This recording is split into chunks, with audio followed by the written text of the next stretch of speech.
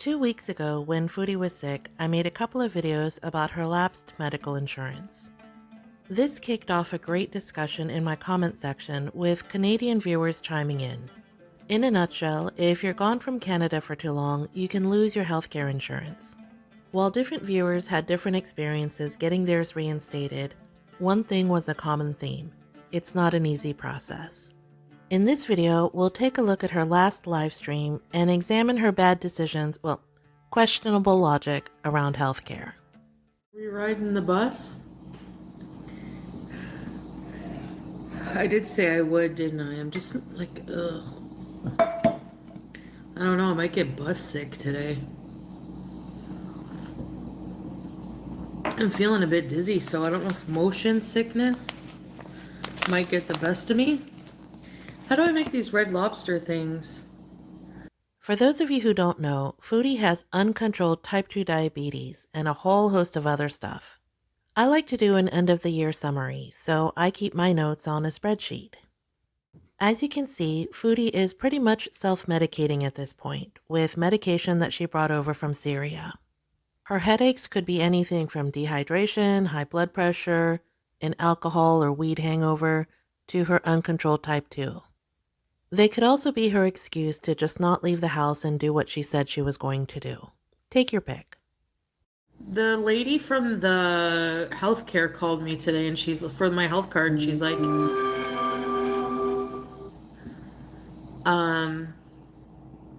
oh, what'd she say?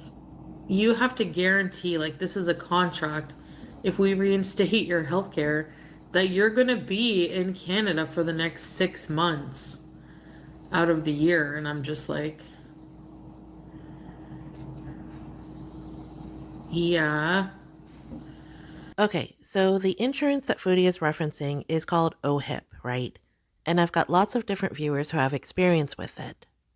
My basic understanding is that you need to keep your residency in Canada up to date to keep your health insurance. Foodie has only been back in Canada for a month, so there was a big question of whether she could get reinstated or not. For example, when this viewer went through the same process, there was a 90-day waiting period to even get started. It makes me wonder if Foodie filed for some sort of exception when she went to the office, as in, her health is so bad she needs to start right away. In any case, for the OHIP office to call her and offer her health insurance with a 6-month guarantee is pretty fast. Yeah. I mean, I don't have plans to leave, but I couldn't make that commitment because I'm like, you know how my life is. Yeah, we do. You're incredibly irresponsible and you'll break a lease to go running off to Syria. This should be a hard guarantee. I didn't sign it because I don't know. Like, I don't know, like, what's gonna happen. What if I need to leave, or what if I want to leave, or the lease is for a year. I know. I'm like, okay. So I told her I'd get back to her. Like, I need to like plan. I need to definitely plan out the next year of my life. And then I thought about it, and I'm like, if it's just gonna be me, and it's just going to be, I'm sorry, what was that? What was that you said before you realized you said something you shouldn't have? and then I thought about it, and I'm like, if it's just gonna be me, and it's just going to be,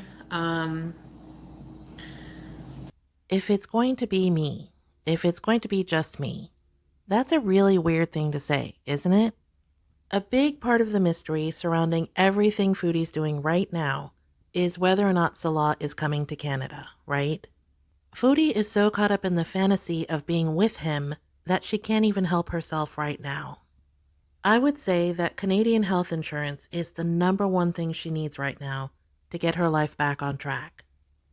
they probably flagged you. If it's just gonna be me, then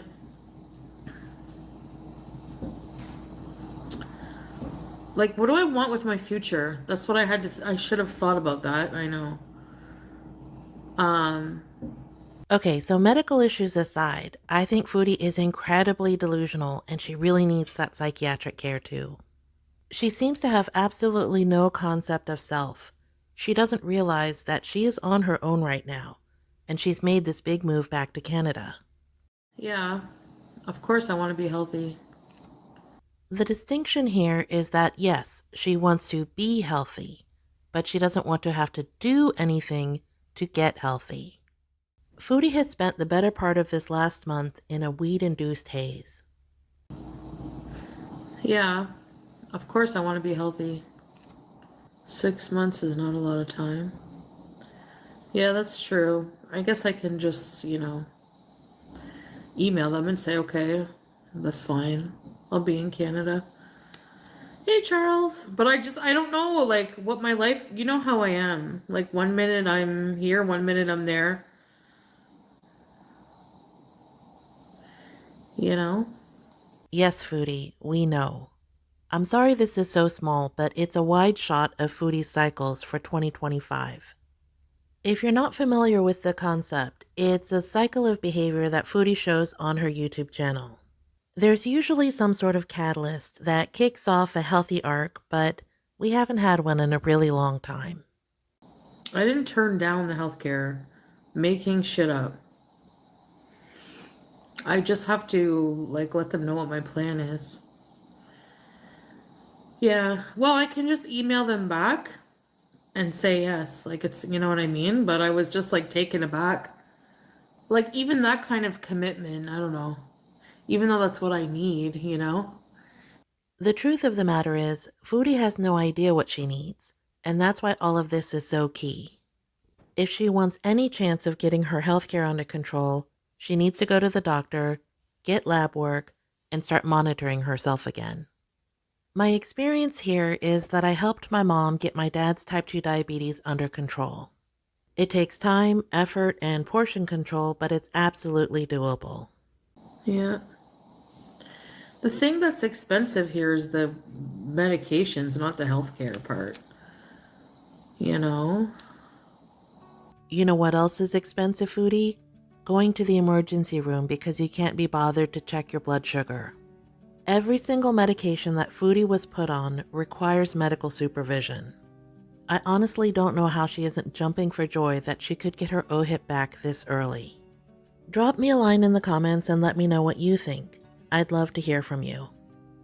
What'd she say? You have to guarantee, like, this is a contract.